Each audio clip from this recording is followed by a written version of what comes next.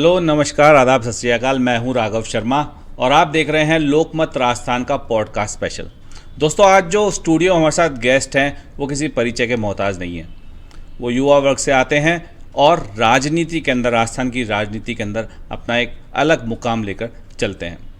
4 लाइनों के साथ मैं उनका वेलकम करना चाहूँगा कि महाभारत का युद्ध था भीषण, कृष्ण बने नीति आकर्षण, हार गए आखिर क्यों कौरव, क्यों पांडव ही थे सच का गौरव। जी हाँ, गौरव तिवाड़ी हमारे साथ इस समय मौजूद हैं स्टूडियो में। गौरव जी, बहुत बहुत स्वागत है आपका हमारे इस पॉडकास्ट स्पेशल में। तो जैसा कि हम काफ़ी समय से गौरव जी के टच पे हैं, पत्रकार हैं, और पत्रकार और राजनीतिज्ञ के बीच तो एक अलग ही तरह का रिश्ता होता है। वैसा ही रिश्ता हमारा गौरव जी के साथ काफ़ी समय से है। मैं जितना जानता हूँ गौरव जी, आपकी शिक्षा दीक्षा सारी आपने MBA किया और काफ़ी चीज़ें करी। अचानक राजनीति के अंदर किस तरह से, क्या मानते हैं, ऐसा कौन सा फ्लो था, ऐसा कौन सा मूवमेंट था कि राजनीति की तरफ आपका रुख हुआ?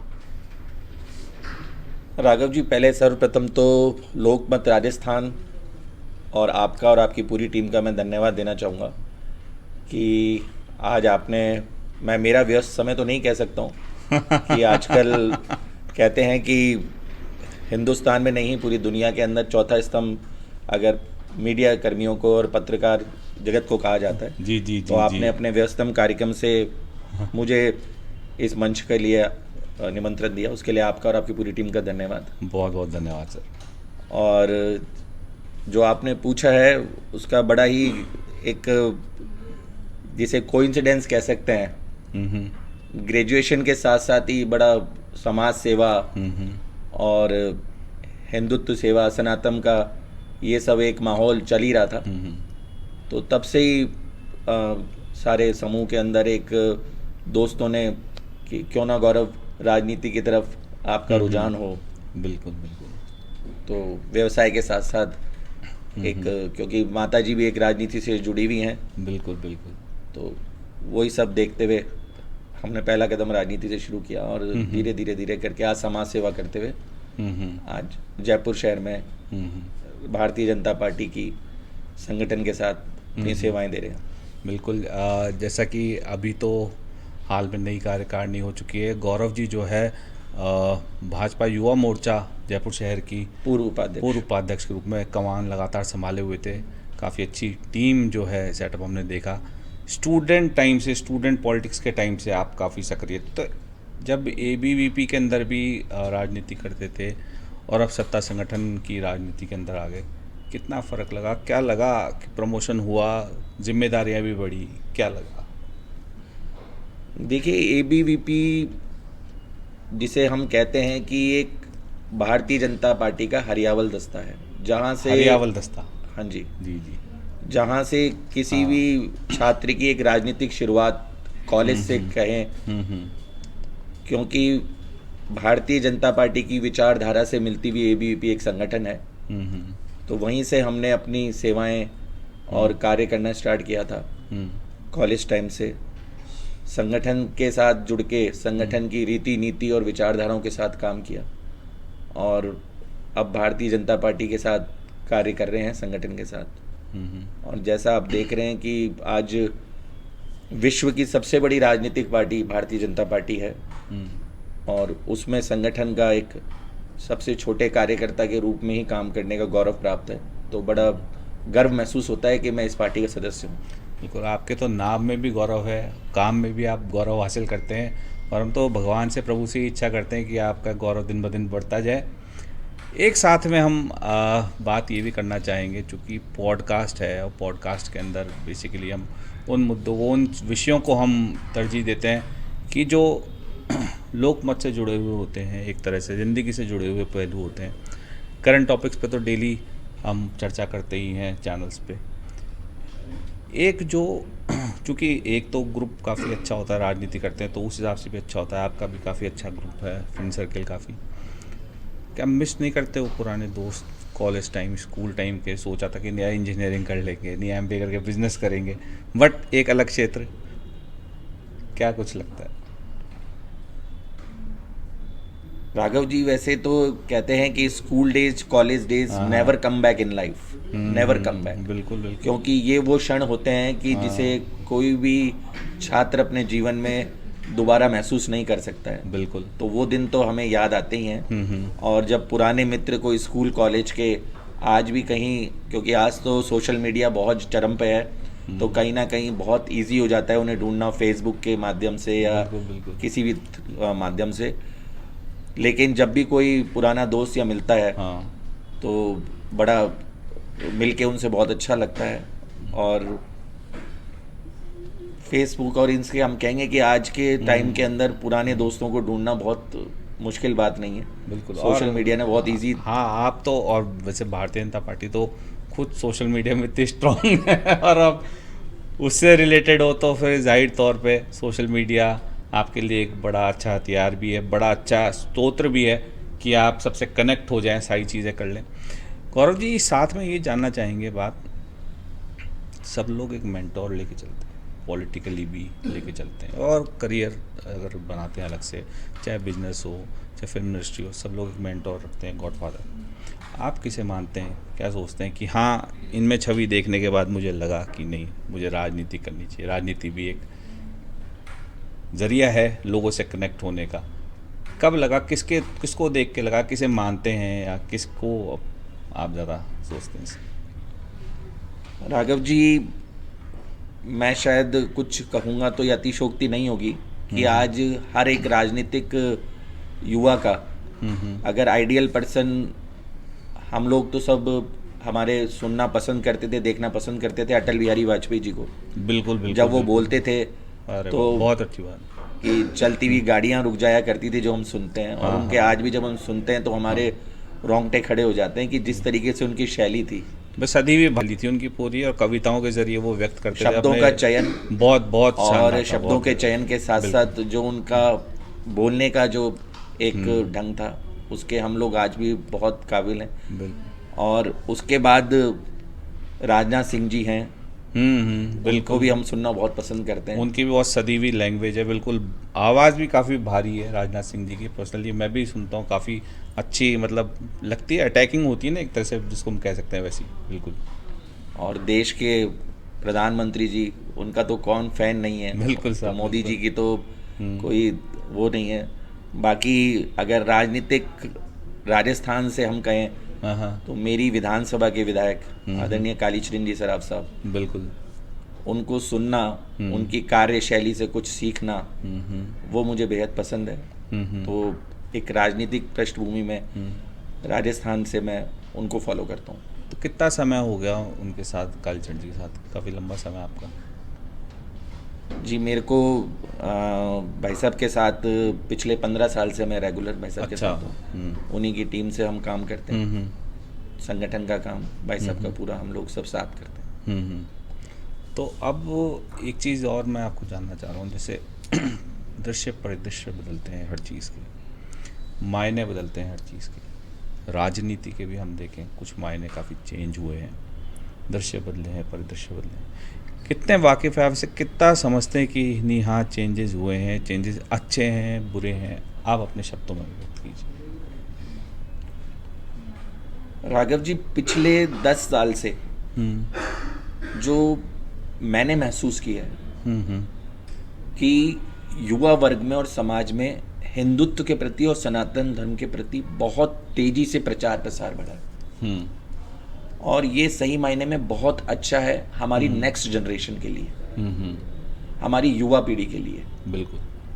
क्योंकि सनातन धर्म का जितना प्रचार प्रसार होगा, जितना सनातन धर्म के प्रति युवा वर्ग आगे आएगा, तो देश कहीं ना कहीं बहुत अच्छे, जो हमारे मोदी जी का आज विजन लेके चल रहे हैं, वो उस विजन में एक युवा की भागीदारी तय हो जाएगी कि किस तरह हमें सनातन धर्म के जाना है। आज आप देखिए कि मेरे ख्याल से वर्ल्ड रिकॉर्ड टूटे होंगे प्रयागराज कुंभ में स्नान करने वालों की, अंकों की गणित से अगर आप संख्या देखें तो। बिल्कुल। जहां देश की आबादी अगर हम 150 करोड़ प्लस कहते हैं, तो आज 65 करोड़ के लगभग जो अंकों की गणित आई है, इतने श्रद्धालुओं ने वहाँ प्रयागराज में कुंभ में डुबकी लगाई है। तो ये अपने आप में एक आस्था का सैलाब है और एक युवा वर्ग और पीढ़ी को ये दिखाया गया है कि किस तरह जनरेशन आज वापस 10 साल के अंदर हम सनातन धर्म की तरफ वापस मूव हो रहे हैं और ये एक हिंदुत्व के लिए भी अच्छा है और राजनीतिक परिवेश के लिए भी अच्छा है। बिल्कुल जाहिर तौर पे जो भारतीय जनता पार्टी ने बिल्कुल चला भी रखा है और एक ज़रूरत भी महसूस होती है कि हिंदू राष्ट्र होना चाहिए और सभी अवेयर भी हुए हैं इस चीज़ को लेके और काफ़ी नए नए क्रियाकलाप भी चालू हुए हैं। काफ़ी हम देख सकते हैं एनर्जेटिक तरीके से यूथ जो है वो इसके अंदर बढ़ चढ़ के हिस्सा ले रहा है। गौरव जी काफ़ी अच्छे बुरे काफ़ी क्षण आपने देखे राजनीति में, काफ़ी उतार चढ़ाव भी देखे, खुशी भी देखी, आंसू भी देखे, गम भी देखे, हार भी देखी, जीत भी देखी। अब गौरव तिवारी जी क्या सोचते हैं कि राजनीति में किस तरह का कदम आगे बढ़ना चाहिए उनका, किस तरह का वो देखते हैं आगे सिनेरियो? राघव जी, हम उस पार्टी के कार्यकर्ता हैं जहाँ पे आपने देखा होगा कि लाइन में सबसे पीछे बैठे हुए इंसान को भी आगे पंक्ति में बुला के मुख्यमंत्री पद दिया जाता है। तो हम उस पार्टी के कार्यकर्ता हैं। यहाँ पे प्रयास और उनसे कुछ नहीं होता है। यहाँ पे संगठन एक दरी बिछाने वाले कार्यकर्ताओं को भी उस पद पे ले जा सकता है जो भारतीय जनता पार्टी है, संगठन का सर्वोच्च पद है। तो भविष्य में मेरे साथ क्या होगा क्या नहीं होगा ये तो संगठन और तय करेगा। हाँ, संगठन के प्रति जहाँ गौरव तिवारी की जरूरत होगी, जहाँ हमें लगे, मैं वहाँ सर्वोच्च रहूँगा और अपना कार्य करता रहूँगा संगठन के। बिल्कुल, ये तो होता ही है कि एक परिवार की तरह भारतीय जनता पार्टी काम करती है और परिवार के हर सदस्य की जैसे जो जो जिम्मेदारी होती है वो निभाता है, उसी प्रकार आप भी उस जिम्मेदारियों को निभाते हैं। ये बड़ी अच्छी बात है। एक डिसिप्लिन एक तरह से किसी का पार्टी के अंदर क्रिएट होता हुआ दिख जाता है तो वो प्रथम पंक्ति से लेकर लास्ट पंक्ति तक साफ तौर पर दिखता है और यही एक कामयाबी की स्तोत्र भी होता है जहाँ तक मान। देखिए, इससे राघव जी कार्यकर्ताओं में, छोटे से छोटे कार्यकर्ता में जुड़ाव बनता है, पार्टी के प्रति विश्वास बनता है। बिल्कुल, उसमें एक विश्वास बनता है कि आज जिस तरीके से पार्टी ने छोटे से छोटे कार्यकर्ताओं को जिस पद पे आसीन किया है कि कल को वो पद शायद हम भी कर सकते हैं, इसलिए वो संगठन के प्रति विश्वास से और लगन से कार्य करता है। ठीक है, बिल्कुल। अब अच्छा, ऐसा कभी आपको महसूस हुआ भी जब अभी इलेक्शंस हो गए, सारी चीज़ें हो गई, बहुत सारे लोग भारतीय जनता पार्टी के अंदर सदस्य बने, चाहे कांग्रेस छोड़ के आए हों और छोड़ के आए हों, अब पहले इतने कार्यकर्ता हैं, अब इतने और हो गए, कहाँ कहाँ किस किस को एडजस्ट करें? क्या लगता है आपको, क्या कहना चाहेंगे इस बारे में, क्या सोचते हैं आप? भीड़ नहीं बढ़ गया, वो लग गया भारतीय जनता पार्टी में? भीड़ नहीं बोलूँगा मैं इसको राघव जी। हाँ, ये आप की लैंग्वेज में भीड़ आप बोल सकते हैं, लेकिन एक संगठन के कार्यकर्ता होने के नाते हम कह रहे हैं कि हमारा कुनबा बड़ा हो रहा है। कुनबा बड़ा हो रहा है, बिल्कुल ठीक है। और कुनबा बड़ा तभी होता है कि जब कुनबे के अंदर डिसिप्लिन और विश्वास होता है। बिल्कुल। आज अगर कोई पार्टी छोड़ के हमारे यहाँ आ रहा है हाँ, तो ये पार्टी की हमारी विचारधारा और संगठन की डिसिप्लिन देख के वो किसी पार्टी को छोड़ के आ रहा है, तो कुछ ना कुछ तो वहाँ उनने ऐसी चीज देखी है जो नेगेटिव है और भारतीय जनता पार्टी के अंदर पॉजिटिव है। तो ये हमारा कुनबा बढ़ रहा है। तो और कुनबा बढ़ना कोई बुरी बात नहीं है, कुनबा बढ़ना अच्छी बात है। लेकिन आए तो सारे राजनीतिक है, अब खुश तो उनको भी रखना पड़ेगा, तो किस तरह से क्या रहेगा, कुछ है सोर्सेज अभी कुछ? देखिए, अभी संगठन किस तरह चल रहा है अभी, हाँ, किस तरह उनकी क्षमता का, उनकी कार्यशैली का किस तरह प्रयोग करता है वो संगठन के शीर्ष नेतृत्व को पता है। बिल्कुल। बाकी तो अभी मुख्यमंत्री जी के साथ भी आप रेगुलर आप रहते हो, प्रोग्राम्स वगैरह सारे उनके और भी सब मेंटेन करते हो चीज़ें, किस तरह की कार्यशैली मुख्यमंत्री जी की, क्या लगा, आप क्या सोचते हैं, कितना अच्छा, कितना एक्सपीरियंस, कितना काम आता है सभी को? देखिए, जमीन से जुड़ा हुआ व्यक्ति जब सूबे के शीर्ष नेतृत्व में बैठ जाता है तो मैं ये समझता हूँ कि उन्हें किसी भी छोटे से छोटा कार्यकर्ता हो, आम जनता हो, उसको उनका दर्द समझने में उन्हें समय नहीं लगता है, क्योंकि वो व्यक्ति एक गांव से, एक ढानी से उठ के आज मुख्यमंत्री पद पर आसीन हुआ है, तो उनको हर चीज़ का पता है। और हमने तो जब मुख्यमंत्री साहब हमारे 3 बार संगठन के महामंत्री रहे हैं, उनके संग कार्य करने का हमारे को भी बहुत अनुभव प्राप्त हुआ है।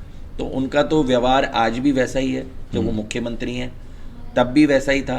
तो उनके व्यवहार में कोई चेंज नहीं है। और जिस तरीके से पिछले 1 साल में उनने केंद्र की योजनाओं को लेके और राजस्थान की योजनाओं को लेके कार्य किया है, तो जाहिर सी बात है रिजल्ट जनता को देखने को मिल रहा है। और नहीं जैसे मुख्यमंत्री जी जो है पूर्व में संगठन के अंदर काम किए हुए, तो एक वो डिसिप्लिन उनके अंदर बना हुआ है, उनका पुराना एक्सपीरियंस जो है उनके साथ में, तो वो कितना इनपुट आपको नज़र आता है उनके अभी के सेवा कार्यों के अंदर? राघव जी, पुराना इनपुट देखते हुए ही मैं आपको बता रहा हूँ कि जो उनका संगठन के प्रति कार्य करने का जो उनका तरीका था, तो आज जो वो शीर्ष सूबे के मुख्यमंत्री हैं, वो अनुभव ही उनके काम आ रहा है।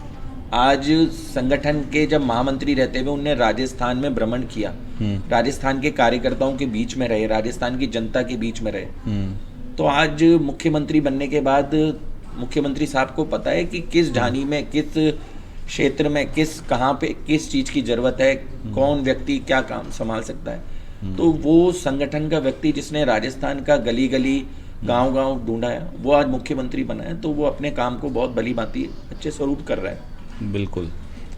अच्छा गौरव जी, एक चीज़ और मैं जानना चाहूँगा, परिवार चूँकि एक बहुत बड़ी शक्ति होती है जो कंधे से कंधा मिला के साथ रहता है, अब परिवार ही आगे बढ़ाता है। अब चूँकि आप स्टूडेंट पॉलिटिक्स से लगातार पॉलिटिक्स में सक्रिय थे, अब आप करंट जो पॉलिटिक्स चल रही है उसके अंदर भी पूरी तरह सक्रिय हो, और भारतीय जनता पार्टी सरकार आई चुकी है, तो जाहिर तौर पे समय नहीं मिलता होगा, सुबह से शाम मिलने वाले ये सब चीज़ें, परिवार को कितना टाइम दे पाते हो?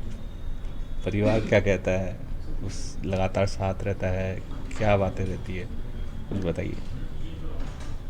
अच्छी बात है राघव जी, आपने ये चीज़ बड़ी अच्छी पूछी कि परिवार को समय। देखिए, कोई भी व्यक्ति चाहे वो एक व्यवसाय से जुड़ा हुआ हो, चाहे राजनीतिक से जुड़ा हुआ हो, चाहे खेल से जुड़ा हुआ हो, लेकिन कहते हैं कि आत्मा की संतुष्टि उसे अपने घर पे आकर और परिवार के साथ चाय पी के खाना खा के मिलती है। बिल्कुल। तो परिवारजनों के संग तो जब भी समय मिलता है तो बड़ा एक वो पल बहुत अच्छा लगता है। और परिवार में मेरी माता जी हैं, मेरे पिताजी हैं, मेरी वाइफ और मेरे 2 बच्चे हैं, तो एक सुखद पल रहता है। और समय का कहीं ना कहीं परिवार निकालना पड़ता है, वहाँ तो जरूरी से निकालना पड़ता है। बिल्कुल बिल्कुल बिल्कुल। तो ये थी हमारे साथ गौरव जी की कुछ बातें, और चूँकि देखा स्टूडेंट पॉलिटिक्स से लगातार आते हुए आज जो करंट स्टेटस है पॉलिटिक्स का, उसके अंदर वो लगातार बने हुए हैं।